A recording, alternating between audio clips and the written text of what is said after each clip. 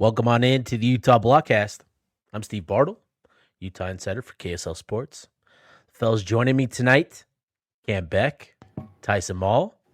Fellas, how was your bye week? How'd you guys enjoy it? How you doing? It was good. I didn't watch any football. I just followed everything. It was great. Oh, okay. All right. Listen, after like any loss like that, like after like I don't know, the Oregon State game in 2021, like losses that seem to kind of just hurt much more, like I just completely dissociate from football for like a week. It doesn't help that the Raiders suck too. So like it's not like I have that to look forward to and watch. So I just kind of just completely dissociate from football. Well, good for you, man. It helps to have two kids. Yeah, that must have been a really peaceful weekend. No. Once again, two kids. There's no peace in there, but it was fun.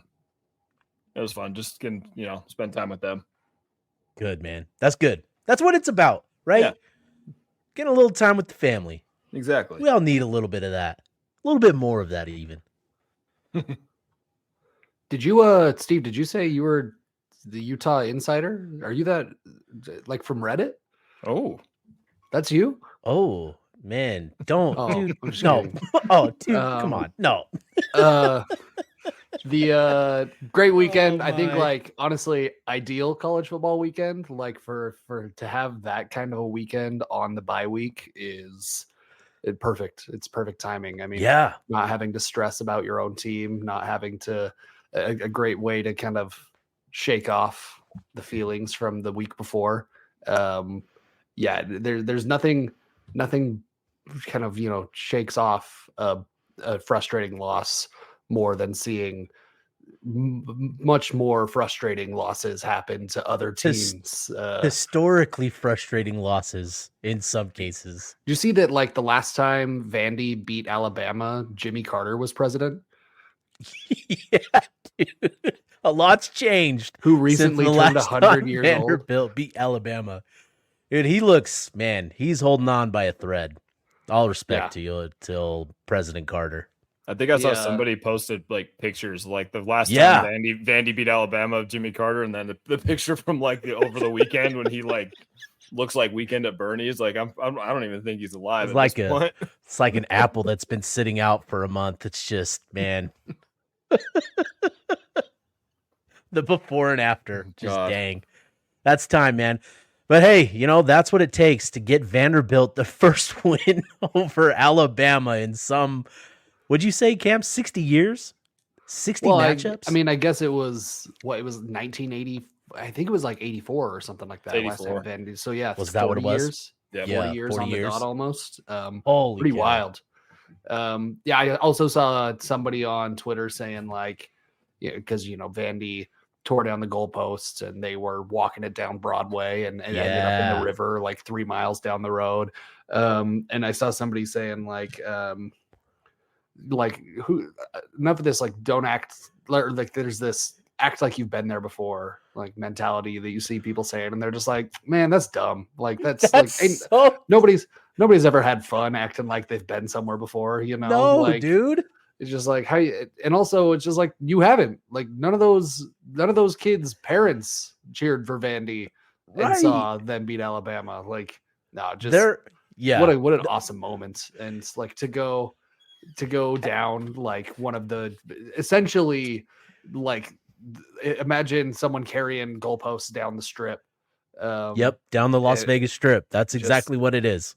It's incredible moments, and like, just everything about it. Diego Pavia just is absolutely phenomenal, and like everything you want out of a college football player. Just amazing. And on top of that, like, you had Arkansas beating Tennessee, you had Cal almost beating Miami. Cal, come on. Dang it, Cal. Come on, Cal. Michigan losing to Washington. You had USC losing to Minnesota. Yep. It was a bloody week for sure. The number 1, number 4, number 9, number 10, and number 11 teams all went down this week. Number all 8 of them was Miami was number 8, right? and Like Miami won by was a 8. point. Yep, Miami was 8, and it took them getting another interesting review call to hold on to that one. Bad. Just Not to mention their linemen blocking 6 yards 5 yards downfield in the downfield. end Holy zone cow, on the man. game-winning play. dude, if we're still buying stock in, in things, I know we haven't done that for the last couple of weeks, but buy the Miami Hurricanes because the ACC is doing all that they Won't can let them fail. to ensure they're getting there, man. If you want I a don't sure know. thing, holy cow, man. I don't know. I'd say I would have said buy low. I don't think it's time to buy Miami anymore. I think Everybody's on. Well, I mean, it's Mario Cristobal, right? Like this is his whole thing. It's like it's a matter of time. And like I mean, Clemson looks pretty good. They've turned it around. Hey, it's pretty impressive. Old I mean, turned Dabo. it around. Still Clemson. It's not like they lost to Florida State. They lost to Georgia. Like it's not. But all right, that's fair. But still, like they didn't look.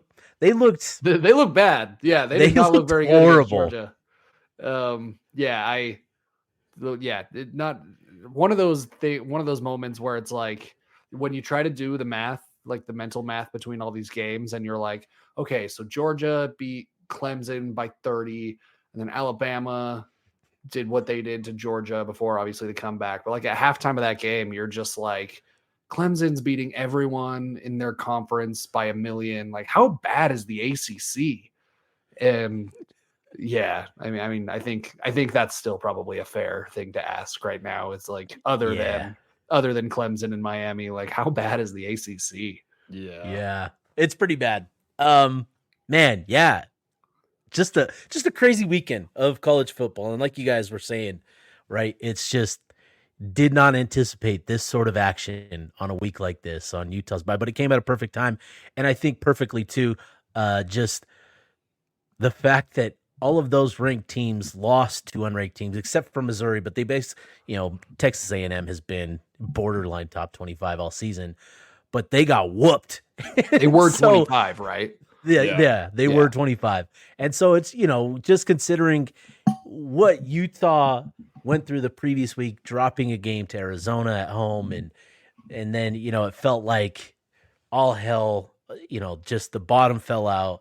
The season's over. You got fans punting on the year, and you just get this quick reminder that, hey, anybody can get beat if you don't show up and perform and you don't execute and all those things, right? That's what makes college football so great. And I think it's like you talked about, Cam, Diego Pava and that Vanderbilt team. It wasn't fluky. Like that's what was amazing about that game. It wasn't fluky. They absolutely demolished Alabama in the trench. Just took it to him. Yeah, they bullied them. They had the ball for what, 40 something minutes, over 40 minutes. Yeah, just incredible. An incredible weekend. So, I hope that go ahead, Tyson. I'll say I got one more thing from the weekend. As much as everybody, and rightfully so, loves Travis Hunter, he just got kicked off the top of the Heisman race, in my opinion. No doubt. Ashton Jeanty. Holy cow. Believable. It's dumb. I saw someone on Twitter said something like he runs or like he breaks tackles like when you touch him, you get electrocuted. Like it doesn't make sense. Like when you watch guys try to tackle him, it's like they don't grab him. It like doesn't make sense. It's like it's like they touch him and freeze. It's so strange. It doesn't. In 4.5 games, I saw his stats: 90 carries, 1,004 yards, and 15 touchdowns. He's averaging over 11 yards a carry through like 5 games. Insane. That's dumb. That's insane. I don't care who they're playing. I think against Utah State, he had 180 something yards and he only played the first half. Yeah. It was crazy. Literally the first touch. His first touch was a 70-yard touchdown. Yeah, 65, 70-yard touchdown. Just he's on a different level than everybody else. It's crazy. Yeah, and I think it's that play where the defensive end, like you can see the defensive end like stay in and read for the read option, and then immediately crashes down when he sees that GT has the ball and like gets two arms on him and just kind of falls to the ground like he was frozen. And GT is just like unbothered, just never breaks stride, just continues moving forward. Like it makes like his center of gravity is like somehow below his feet or something. It doesn't make any sense. And like the thing I keep coming back to, like watching that, is like, the only, like with Utah, we want Utah to win the Big 12, but like if Utah doesn't win out, I don't know if they're getting that 4 seed. Yeah, Boise's not losing. Boise's not going to lose again. Their one loss is to Oregon. They lost by 3. I think the rule is the highest ranked, right? Like highest ranked conference champions, and that includes the Mountain West. I still like Utah's odds of being, if Utah's 11-1. That's what I'm saying. They can't drop another game. Oh no, but honestly, I don't think they can drop another game and make the playoff anyway. Sure. The definition, do not have a lot of faith in the committee to put Boise State. Yeah. The definition, the four highest ranked conference champions will be seeded 1 through 4. So it doesn't specify not power P4, conference, not P4. It's just the 4 highest ranked conference champions. So yeah, it'll be interesting. Who's Boise State got left on the schedule? Do they put Ashton Jainty in bubble wrap the rest of the way? I'm looking at it right How now. do they protect him? I think he is in bubble wrap. I don't know what's going on. Nobody can touch him. He doesn't get tackled. Why would you? Their hardest game left's probably why Oregon would you State sit him? or UNLV.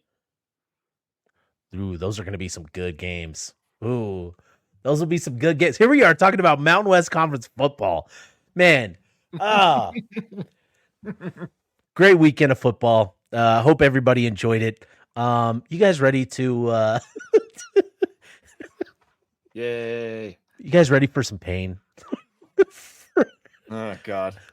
I mean, we've had 2 years of practice. Yeah. For frustration, for all the feels, for whatever you're feeling. What about Steve? What is there to be frustrated about? So there's this guy. It's imaginary player. Yeah, he's suffered an injury of some sort, and it was first dubbed a not real serious injury. And said player has since missed 3.5 games. Yep. And things don't seem to be trending positively for that 4th one. So you guys ready to talk Cam Rising? All things Cam Rising. And this, I'll say it. I don't think he should be playing basketball and jamming those fingers or like he must be doing. He's like still like he's playing aggressive piano or something and can't get those fingers better. Let's reset here. So obviously talking Cam Rising, the injury situation. Man, it's crazy. I feel like this whole thing is coming to a head. It was interesting being up at Utah for media availability with some of the offensive players, and it's gotten to the point where we're asking players, do you see the comments on social media? Do you see the noise out there, the frustration from the fan base? And, players are now having to address the frustration that has been built over, the last few weeks. And I think it's coming to a head. And so I think it's important that we, dive into this and just kind of rehash some things. Hopefully it helps kind of maybe alleviate some of the frustration. But yeah, it's crazy, man, because this is still a good football team. The Cam Rising situation, it's unfortunate. And, first of all, I understand the frustration given everything that transpired last year and how everything happened. The PTSD effect is certainly, it's real. It's there. It's genuine. I get it. But I think it's starting to detract distract, Effect. I find myself affect. talking less and less about the football than ever when it comes to Utah Yeah. football. And like Yes. that's a trend that started obviously last year with the initial, but like every week the running theme is what the hell is going on with Cam? Yep. And should we even more and more people kind of fall into this camp of like I think there's a few camps, right? There's one that's like Cam is the guy. There's absolutely no question that Utah has to have him, and Utah's at its best with him. And like I think Yeah. most people fall in that camp most of the time. And I think there's another that's formed that is essentially the direct opposite of just like, you know, we can't be dealing with all of this noise. It's time to just move Turn on. the page, move And on. Yeah. there's certainly things in the middle of like, you know, how do you balance this? And I think obviously Kyle Whittingham is somewhere in the middle, right? Like he wants Cam Rising to be back. He understands he needs him to be ready to play at a high level in order for him to play well. He's certainly not saying, well, it's just Isaac Wilson all the way. We heard him, or we saw like in his presser this week, he said something along the lines of like, you know, at a certain point that it's just move on and Isaac Wilson is the guy. But it's at a certain point, he's acknowledging that that's a thing that you have to think about, but they're clearly not there yet. But I see more and more fans kind of inching toward that other side as this goes on. And like there was inklings of it last year, and everyone like obviously last year was crazy, and there was like it felt like active misinformation from all sides until the Kamrani story kind of broke and it finally gave everyone a little bit of insight into like what the hell is going on with Cam's knee, and like us kind of finally understanding how serious it was. And now I feel like we're in a much smaller scale because it's fingers instead of a knee that like exploded on the field. It's like it went from, hey, this guy's got cuts on his fingers to like, hey, this guy's also got dislocated fingers along with the cut. And these things plus stitches, it causes problems. To now it's like, hey, we don't really know what's going on with these fingers. They appear worse than they ever have been. And like it, again, like it's easy to joke, but it's like, how are we in the same situation we were in last season? Like, how did we get back here again? And I think that damn tetanus. Fans are fed up, and like rightfully so. Like because like right, wrong, or the other right. Like I don't think Kyle Whittingham owes fans anything. I don't think he is necessarily the guy who has to be. I don't think he owes fans the truth about what's happening. And I saw some people saying like that he needs to be concerned about how this affects his legacy. Respectfully, get real. Like this man's legacy is much bigger than whatever's going on here. And rightfully so. Like, I don't know. I think he would have to like personally remove Cam Rising's hand in order for his legacy to be effective. And so like, but there is something to be said about like the fans aren't having fun right now. And like, this is a good football team. And the majority of the fans who are very invested, or at least again, like, that we see making noise on social media and things like are just kind of fed up, and it's not a very fun place to be at the moment. Yeah, it's really not. And I get to echo what you said, Cam, I get the frustration, but like I'm so checked out from it now, especially after last year. Like I'm kind of moving with a lot of people I've seen. It's just like, I'll believe Cam's like good to go when he actually takes the field. Like I'm not gonna beat myself up over that. Like that's what you got to you just got to move on. And if he takes the field, great, love it, awesome. But ride with who you got. Yeah, frankly, like that should be the mindset right now. Is like, hey, I'll believe it when I see it, and that shouldn't detract from the rest of the football team because this is still a good team. You know, it's not going to be at its best without Cam Rising. There's nobody is going to argue otherwise, right? Utah at its best, they need Cam Rising at its best. But that shouldn't take away from what Dorian Singer is doing. That shouldn't take away from what, Van Fillinger, Teo Johnson, what those guys are doing.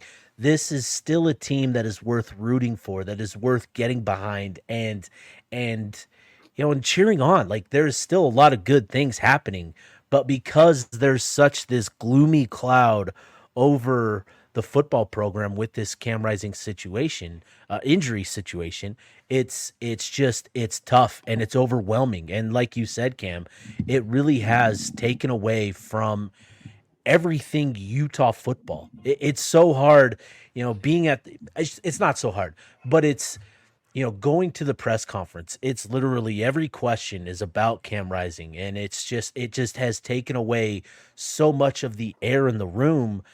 And yet it's all, and it's because everybody is consumed by it, because we're looking for what's going to happen, what's going on, right? And so it's a frustrating ordeal for fans to be going through. I think we all acknowledge that, right? I think it's understandable why there is frustration, given the way that Kyle Whittingham, elects to go about handling injury and information.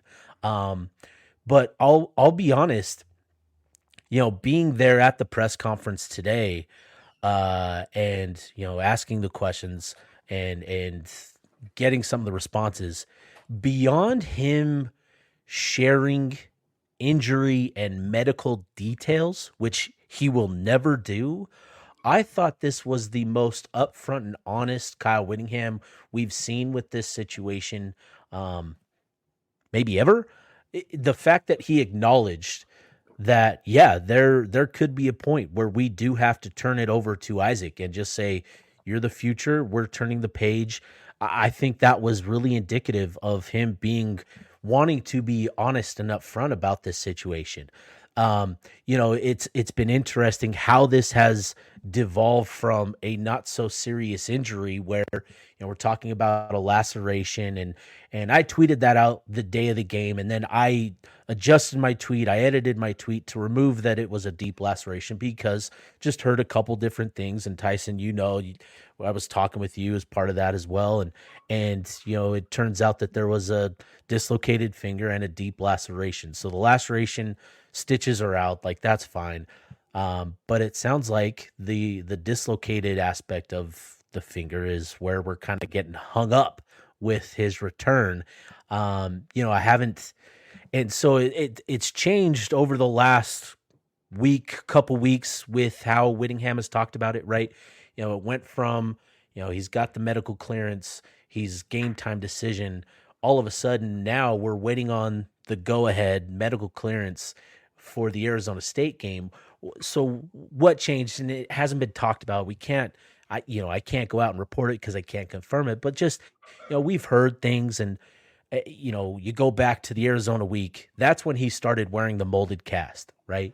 And he wasn't wearing that before, but he started wearing the molded cast, and just have heard that maybe there was an MRI, a second opinion, a second evaluation to get a closer look at what was going on with the finger. And perhaps that's what we're talking about, is maybe the finger didn't progress as they thought, as required. There was a deeper evaluation, a closer evaluation, an MRI to get, imaging as to what's actually going on in there. And maybe they found something. I don't know. I can't confirm that, but maybe that's the situation we're in. And that's unfortunate. And, it would be nice to just have that confirmed, to just have Kyle come out and say, like, that's what happened. But that's kind of where we're at. That's kind of what it feels like based on what we've heard and some of the results, over the last couple of weeks after the last couple of times we've talked to Kyle Whittingham and some of the comments that he's made. That's where it feels like we're at with this whole thing. Is there was a further evaluation, maybe they found something, and it's changed the timeline for his return. Yeah, I just the thing I keep coming back to, like, especially with the fans, like, again, we all want Cam on the field. We know how good Utah is with Cam.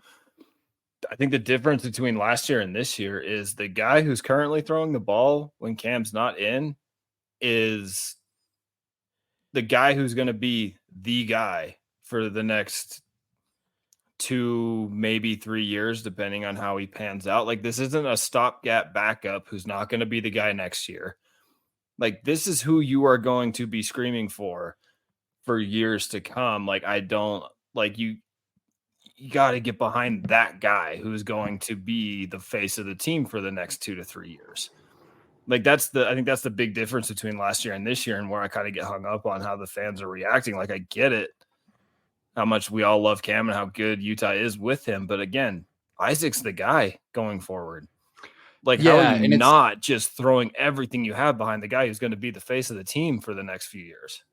And I think it's such an interesting comparison because last year it was so much of like, how do we get him back? This is the last chance for the Pac-12. Like, it felt like the conference was there and this team was, and maybe that was true. Maybe it wasn't. The Pac-12 was very, very good. Was really Washington good, yeah. almost won the national championship.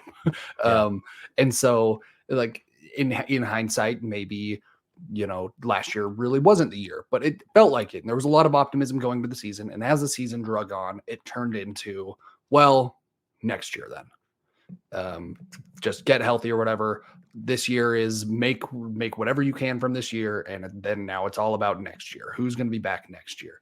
And this year it's a little different because, like you said, Tyson, nobody last year had real delusions that like Bryson Barnes was going to be the guy moving forward. Like, that would have been an insane opinion.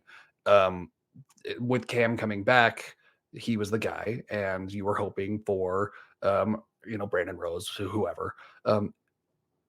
Coming into this season, you've added Isaac Wilson. He's obviously now your future going forward.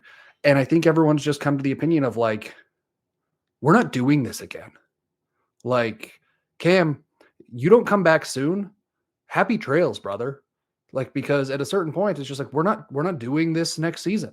We're not going to like fool me twice. Shame on me. Right. Like, we're not going to go through that. Like, next season, Isaac's the guy, and that's that.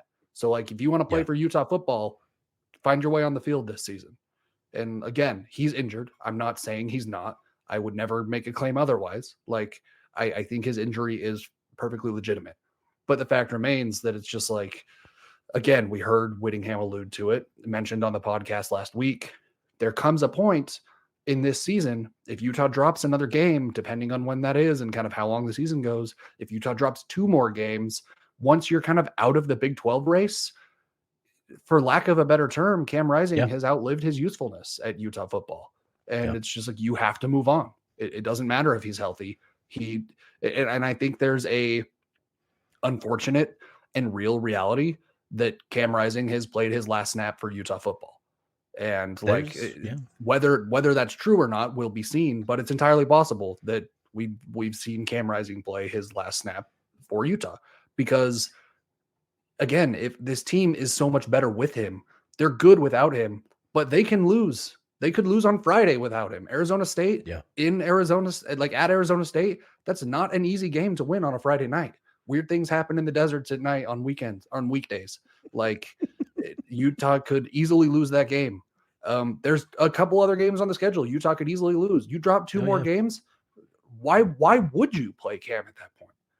And so like, as that point kind of comes upon us, as that threat becomes more real, as Isaac Wilson continues to progress and get better, it's just like, well, how much, at what point do you just say, we'll take the guy we know and the guy who's been practicing, the guy we don't need to worry about like getting back up to speed in week 8, and just say, we got our guy, and you get healthy when you can, but Isaac Wilson's our guy now. Yeah. And it'll be interesting. I hope that we don't get to that point, right? But agreed. But I would be curious if we could learn what that point is, right? What is that point, right? Because I think, Cam, you're absolutely right. Like, this Arizona State game on the road Friday night, this is going to be a tough game, but this is still a game you can win with Isaac Wilson as the quarterback. Next week, TCU, Absolutely. you get the extra day to prepare to rest with this week's game on Friday. TCU coming to your place. TCU also doesn't look great. That's another game that you can win with Isaac Wilson as your quarterback. Say that again. TCU does not look great. Holy moly, man. Back-to-back weeks with 0 points? Are you kidding me? Yeah, dude. Talk about week 6, just delights. Houston putting it on them. Man, wow. Anyways, back to the pain. Isaac Wilson, can take you into Houston and get you a win in Houston.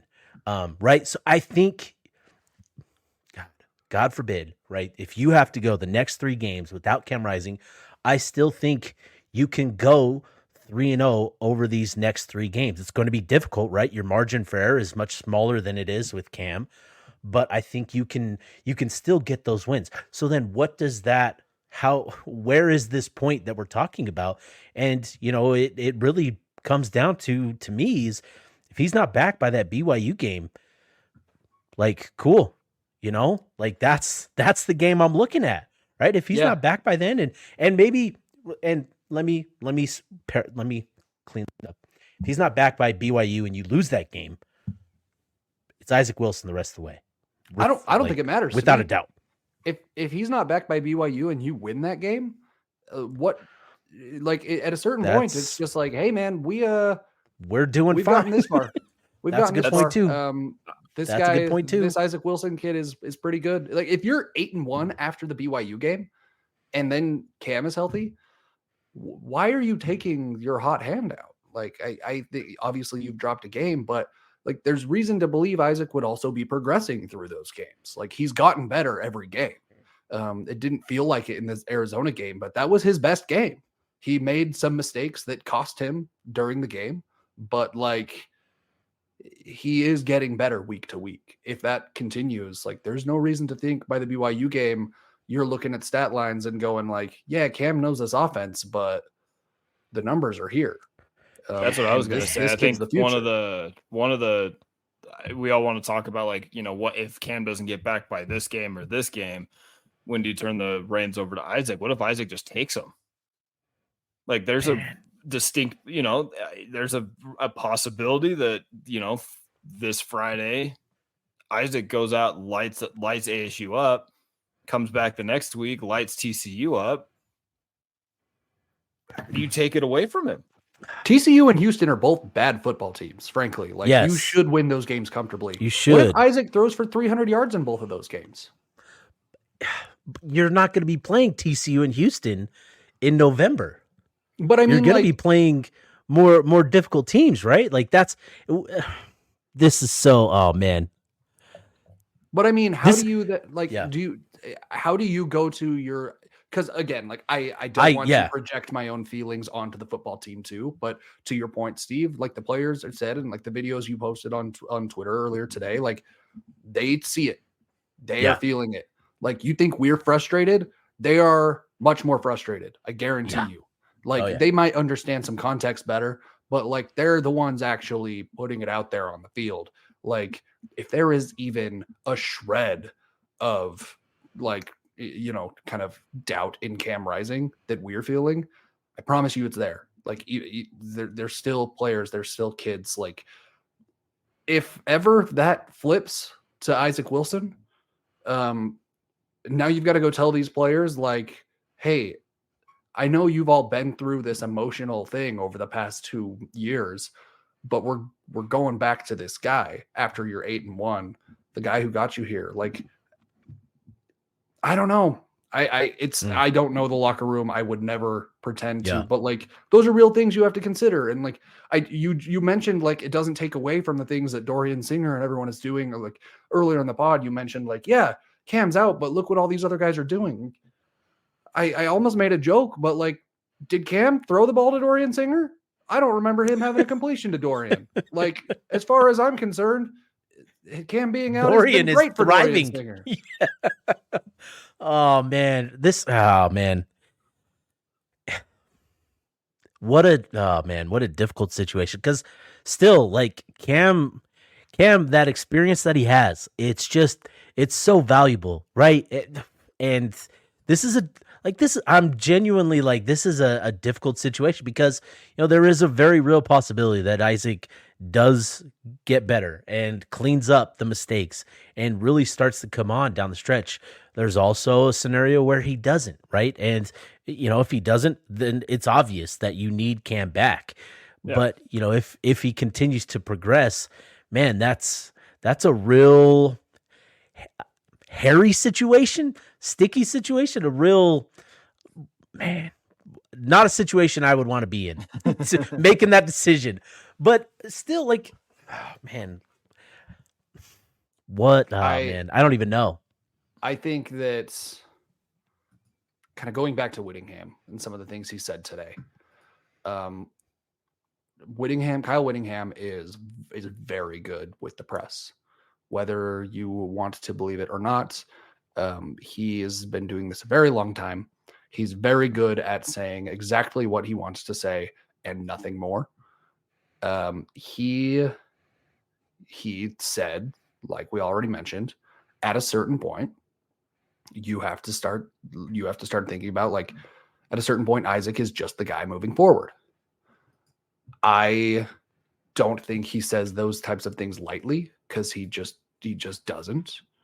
That is as much a message for Cam Rising, in my opinion, as it is for the press. It's as much a statement to Cam Rising of, like, yeah, we are thinking about this, because we're telling it to the media. This is no longer an in-house secret. At a certain point, Isaac's the guy. And I think that, again, coming back to who is most frustrated by all of this, it's Kyle Whittingham. Maybe the players. Maybe it's like some specific players. Maybe not. Maybe the players are all fine and they're like, no, Cam's our guy and we trust him no matter what, and nothing would change that. But I promise you, Kyle Whittingham's very frustrated. I promise you, he's very frustrated about what happened last season, and I'm certain he feels like it's happening again. And I think that he is way too honorable and way too, like, respectable of a guy to ever throw a player under the bus. But I promise you, when he said the injury doesn't look that serious, he believed it. Yeah. Because he wouldn't have said so otherwise. And, like, as easy it is to be like, oh, he's lying, he doesn't do that. He honestly, he doesn't lie. He just doesn't say anything. He doesn't divulge things, but he doesn't lie. And so when he says, in maybe not so few words, I think Cam will be back very soon, he means that he thinks Cam will be back very soon. And so for his tone to change on this, and for his tone last year to change on this somewhat week to week, and, like, progressively get worse throughout the season, what that tells me is Kyle Whittingham is getting bad information. And I don't know if it's malicious, but, like, everything. And again, I'm coming to this conclusion knowing very little, but I've had now 2 years to think about this stuff. And I've seen Kyle Whittingham operate for 2 decades as Utah football coach, and he just simply doesn't lie. Like, he's not that guy. He certainly doesn't throw his players under the bus. He is absolutely not that guy, and just never will. And he's not doing that now. But everything I know about that, or I've come to believe about that, tells me that it all kind of leads back to one thing, and that is the source of his information, which is either purposeful or not. I choose to believe not, but probably different information every week. And it's probably optimism on the part of Cam Rising, saying, like, hey, it feels pretty good. I feel good. Like, this week could easily be the week. And then, you get to Wednesday, and the person who's feeling the injury starts to have second thoughts about their physical condition, which is perfectly normal. Like, if you've ever had an injury, the idea of getting back out there, especially traumatic injuries like his knee would have been, hard to say so much about what the finger would be. But, like, going back out is a mental undertaking. And if you're not feeling 100% confident, it's really easy to not play, and you probably shouldn't play. And If that confidence is wavering throughout the week, it's probably what's affecting things like who's getting snaps. Because if on Monday you feel great and on Wednesday you don't feel great, Kyle Whittingham's got to operate thinking you feel great until you say you're not. And, whether there's something to be said, I think at a certain point of if that is the case, if that's what's happening. Yeah. At a certain point, if you're the coaches, you need to say, and I think we've seen that in the past couple of weeks now. We can't take your opinion of your physical health anymore. We have to make our own judgment of your physical health and make our best decisions based on that. And I think as you were alluded to, I think they have, right? Going back to the Oklahoma State week, it sounded like Cam was taking the reps early on in that week, and then Isaac took the remaining reps the rest of the week, Wednesday, Thursday, Friday, leading up to the game. Arizona,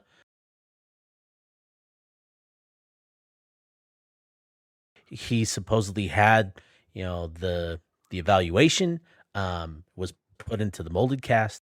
And I'm not doubting for a second that Cam Rising wants to be out there. I think he does. Yeah. I'm not saying he doesn't. I'm saying that the simplest explanation to this is that they have very little idea how healthy Cam really is at any given time. That's the thing too, is I know everyone wants to get, mad at Whittingham for the coach speak, which he's a college football coach. They all talk like that. Like they all smoke and mirror it. They all do this, but like you said, Cam, like Whittingham, like he's never been the guy to, he might omit things, but he's not actively lying about. He's also not stupid. He's not going to use, a college kid. How am I trying to say this? Like, he's not going to use a college kid's health against him and against himself.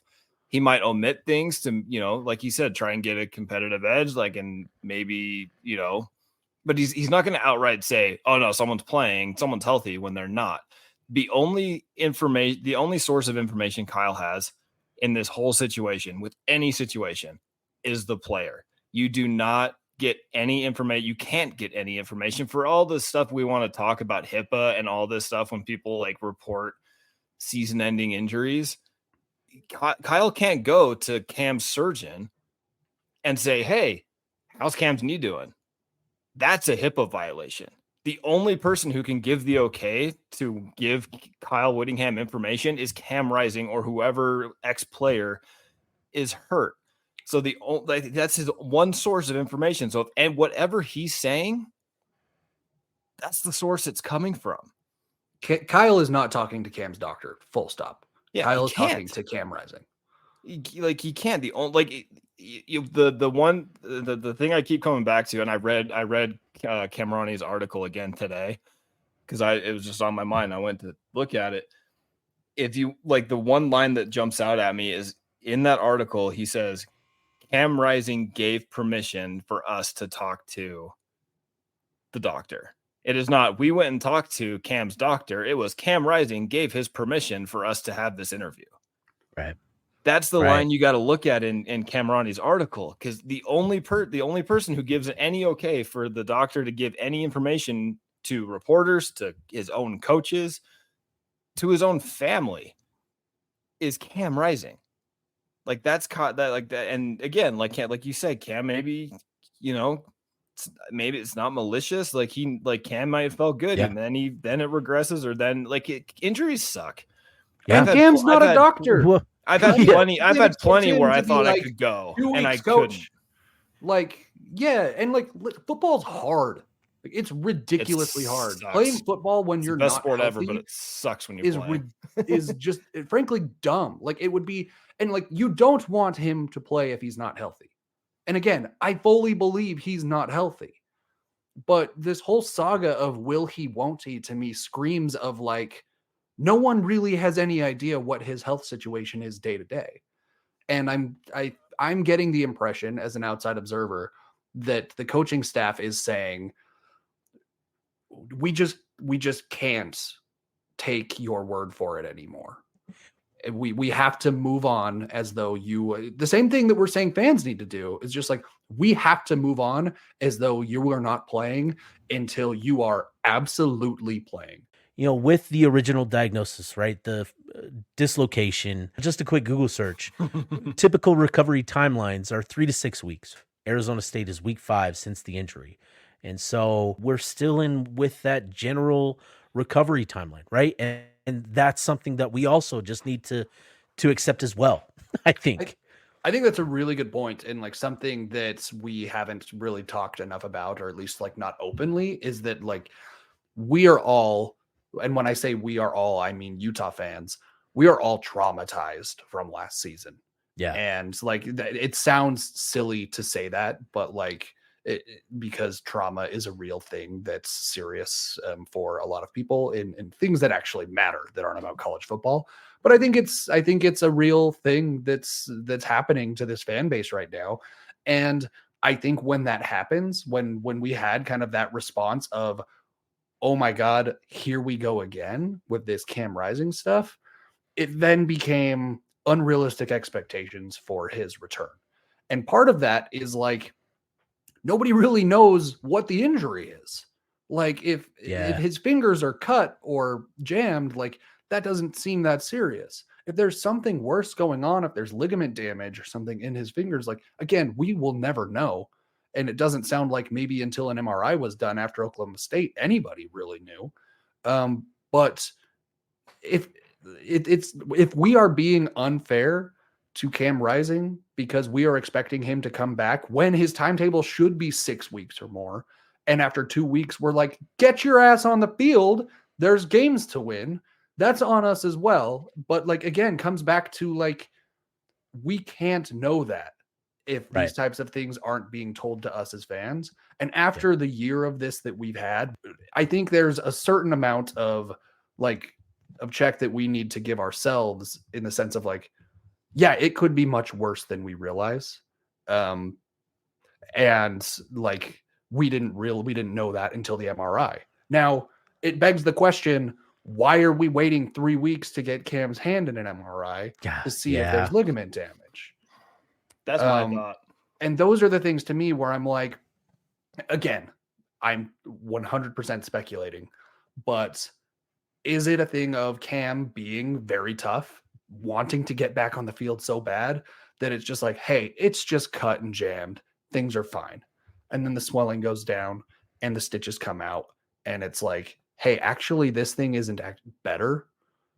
We need to look into this more. But like, there's definitely an aspect of like, are we being fair given the fact that we definitely don't know what's going on? And like, something we need to always have in the back of our head of like, it's entirely possible that we are being incredibly unfair to Cam Rising. Yep, man. Oh man, what a situation to be in. Oh man, I feel bad for Utah fans. I'm glad we're not recording yet. That would have been weird to say on the podcast, all of that. Yeah. But anyways, let's turn the page. Let's turn our attention to the upcoming game this week. Friday night, Arizona State. Utah traveling down to Tempe, Arizona for the matchup. Both coming in with a 4-1 record, 1-1 in conference. Arizona State getting a good win over Kansas. Did you guys watch any of that game? No, Cam, Tyson, I know you didn't. Cam, did you see any of that game? It was. I didn't. That's I did see that Kansas lost again. Yeah, I figured, with the Kansas bandwagon you were on, to start. I figured, maybe they turn it around, maybe they get going. They beat TCU. But that's it. That's it. The wild thing. Season. That's their only win this season. What happened to Kansas? Man, it's crazy. I mean, I think we know. I think it's pretty clear that it turns out offensive coordinators are valuable when they're good. Yeah. The crazy thing is, I was trying to follow it on the ESPN app, and it was on ESPN too. Mm-hmm. And until the fourth quarter, there was nothing. There was no scoring summary. There was Yeah. no stats. I was like, "What's going on? It's on your network." And then it How do I not popped have off, anything? dude. And then the 35 first, points. no, it wasn't even. It wasn't. No, like there was nothing. It was halfway through the third, and like the app literally did not have a single stat. It did not Oh. have who scored the touchdowns. It had the scoring summary, like the scores by quarter, but it had no information at all. And then, like, when it finally did, I'm pretty sure Scattaboo, all of his stats were going to Levitt, all of his rushing stats. So I was really confused as to how, Sam Levitt had like 85 yards rushing. That was confusing. Can we just listen to these scores though from Kansas this year? Great. They are 1-5, right? Their victory over Lindenwood, whatever high school that is, 48-3. They lost by 6 to Illinois. They lost by 3 to UNLV. They lost by 4 to West Virginia. Then they lost by 11 to TCU, which is not a very good loss in hindsight. And then they lost by 4 to Arizona State. They have 4 losses of less than 1 score. That's insane. That's tough, man. Oh. And I was gonna say, like, Kansas, they played much better than what their record would indicate, right? Like, Jalen Daniels seems to have regained his confidence, or at least he did that night against Arizona State. Devin Neal ran well. He finished with 71 yards. Like, Kansas, had some life to him. It's not like this was a bad matchup or a bad game from them, but it was. This game, it was a slow churn through the first half and third quarter, and then boom, 35 points between the two programs in the fourth quarter alone. And Arizona State gets the 35-31 victory over Kansas. Cam Scattaboo, 186 yards, 1 touchdown. Sam Levitt, 157 yards through the air, 4 touchdowns. He made some great throws in the red zone. Really impressed by him. Good athlete, dual threat, 77 yards. Imagine that's the only place he made. Come on! Like, based on the stat line, that's the only place he made. We're just gonna forget all the Caleb Lohner throws. Okay. So let's just how they're like, hey, bend don't break, just keep them out of the red. Or once they get to the red zone, then you tighten up. Sounds like the game plan for Arizona State is the opposite. Like, dear God, just don't let them get to the red zone. Out of the red zone. That's the only place their quarterback can complete passes. Let me pull this up. Let's see. He had 4 touchdowns and 150 passing yards. That is an interesting day on the football field. So Arizona State in the red zone, they're only converting touchdowns on 54% of their attempts. So not the greatest percentage out of it. What's the percentage then? Yeah, let me figure that one out. You know what? I was being unfair. One of his touchdown passes came from outside the red zone. It was 28 yards. Okay. So they were 3 of 5 in that Kansas game. So 60%. Right. So it doesn't impact things too much. That would drop it to 10 of 19, which is just a shade over 50% on the season still. So, overall with this Arizona State team, this is an improved Sun Devil squad. Like, I genuinely think Kenny Dillingham has done a good job of bolstering the areas they needed to become more competitive. And that's the trenches, offensive line, defensive line. This team is much better, more equipped to compete, at the power conference level in the trenches than they were last year. And that's what we've seen so far. Now, in this game, they're going to be down 2 players on defense because of targeting penalties in the second half. This isn't the Bill Riley.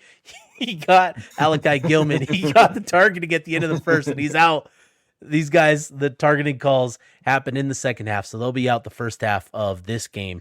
That's their green dot linebacker, who I'm blanking on, but he's a very productive player. I should look up his name. And then Clayton Smith, who's a defensive end, who's been really productive for them as well. So 2 key players for them on the defense side of the ball. They'll be without I think it's Keyshawn Elliott, and then, like I said, Clayton Smith, the defensive lineman. Keyshawn Elliott has 36 tackles on the year, couple plays, tackles for loss, sacks. He's a good playmaker. And then Clayton Smith has gotten after the quarterback off the edge. So they'll be down those two players in the first half. So it really puts a big point of emphasis on Utah coming out strong and taking advantage of those two missing from action. Yeah, and it's got, again, every year the last couple of years, it's stop Scadaboo. He's their best player, and I don't think it's all that close. Well, he had averaged 7.3 yards a carry against Kansas, like 25 carries for 182 yards. That's nuts. But I think he averaged maybe a yard and a half last year against Utah, and Utah won pretty handily. So I think that's a good. Now, they didn't have Sam Levitt last year, but I don't think Sam Levitt's the guy that's going to push him that far over the edge. I think he's much better than what they had last year. This isn't like last year. They had nothing. Was it Rashada last year? Who played against Utah last year? Rashada. I think it was Bourguet, wasn't it? Trenton Bourguet. Yeah, it was Bourguet. And then I think we saw the former BYU kid that was from down there. What's his name? Romney? I think he's I think he's up at Utah State this year. No, not Baylor. Frick. Don't look at me. I don't know Utah's roster. Conover. Yeah, Jacob Conover. Right. Yeah, it was Trent Bourguet for most of that game, and then we saw Jacob Conover. I mean, they just didn't have an option. They didn't have a good quarterback in the game last year. I think Sam Levitt he's got legit ability, both as a passer and a dual threat guy. Kyle Whittingham talked about him as being a multi-positional player like a Chase Hansen. So, Kyle Whittingham loves him some Sam Levitt if he's throwing out the Chase Hansen comp. And that's a great compliment to him. So that just speaks to what he brings to the table. Again, good athlete. He's capable of making some good throws. That, I think, is going to be a significant difference for Arizona, will help them be more competitive. But again, I think the biggest difference for them this year compared to last is just that they're so much better in the trenches with the big bodies that they need. I still think it's, to Tyson's point, it's all about stopping the run game in this game. Very much. He can throw the ball a little bit, but he ran for 77 yards on 10 carries against Kansas. That combined with Scadaboo's 182, that's the game right there. Keep their backfield from running all over, and you can go down and win this game. But to your point, this is a, dare I say, good Arizona State team. I think there's a lot of reason to believe that they are as good or better than Arizona is, which is, probably not the best time to bring that up, but I think they're the better of the two Arizona schools. I thought that before the Arizona game. I still think it now. It's not going to be an easy game to win, but go down, play well, don't turn the ball over, play well against the run, and it's absolutely a winnable game. I think a big, again, you got to go back to what Utah's had success with against Arizona State in the past, is being that, bring the physicality on defense, stop the run, and make the quarterback's life hell when he does drop back and has to make throws. We saw that Jaden Daniels freshman year. We saw that last year, holding them to almost nothing. Again, like you said, Steve, Levitt's better than Bourguet and Conover, and but I think if you stick to that same formula that's been successful for them in the past against ASU, like you said, this is a very winnable game, and a game that they should win if Utah plays the way that we know they can. Yeah, and stopping the run, that's priority number one for Utah on a pretty much a weekly basis. But that's going to be bolded, underlined, italicized, all the other things that you do to really emphasize a point this week with Cam Scatterbo. He's really good. They've added in Raleek Brown this past week against Kansas, who's added, a dynamic to that position that they haven't had for a couple years now. So those two, if they get those two going, it's a bit of lightning and thunder with those two. So that's priority. That's the top priority for Utah to really enhance their chances at a win is stopping the run. And it's going to be up to the trenches, the guys in the trenches. Like Arizona State, they've played some tough games, but they've really controlled the line of scrimmage in their wins. They haven't played the toughest of defensive fronts. I think Mississippi State is getting bullied by just about everybody this season. Kansas, they're going to give up quite a bit of yardage up front. And so this is going to be, a very different test for Arizona State's offensive line. But to their credit, they've done a good job of creating push. They're averaging, almost half a yard more than Utah's offensive line in terms of offensive line yards, which is a big metric. It's a metric that I always refer to because it's an indication of how much of a runway offensive lines are typically providing their running backs. And so you're getting 3.4 yards before that running back is touched. That's a big deal. And Cam Scatterbo, he's not the most explosive guy. He's very good at the line of scrimmage, very tough. He's going to break tackles. He's not going to break away from anybody, but he will break through tackles. So this is going to test the physicality of that defensive unit. They're going to have to bring it because Cam Scatterbo, man, he's a load, and they still have some playmakers on the outside with some receivers and that, but it definitely centers on that running back, Scatterbo. They've got a running back on their team, Melquan Stovall. Is that a sibling? He's a receiver. Oh, is he a receiver? Yeah. Oh, okay. Yep. He only has the younger brother. Oh, I see it here. I was going to say, is he related to Melquise? Yep. He's the younger brother. Yep. Interesting. I was going to say that looks Melquan. Very familiar of a name. He is a receiver. You're right. He did not have any receiving yards. He only had rushing yards, which is what confused me. That's fun. So they've got a few wide receivers. Jordan Tyson is the leading receiver, 20 receptions, 285 yards, 3 touchdowns. Xavier Gilroy, that's a name that some of the recruiting diehards may remember. He's a transfer from Idaho State a couple years ago. And then they've got Melquan Stovall, who's got 6 receptions for 65 yards. They're not throwing the ball a ton, but as synonymous with Utah football, which Kenny Dillingham has talked about, he wants to build his program, very similar to Utah's. They're getting enough in the passing game to keep teams honest. I hope you like injured quarterbacks, Kenny Dillingham.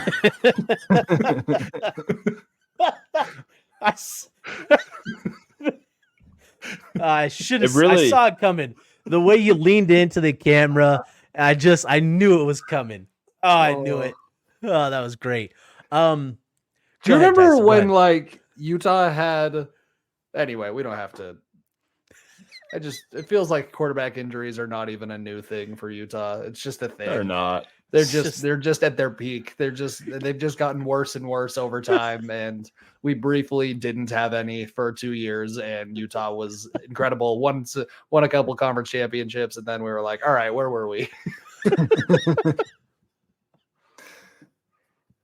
The deal Whittingham made with the Devil for those 2 championships is just it's Utah football quarterback history going back to what it was.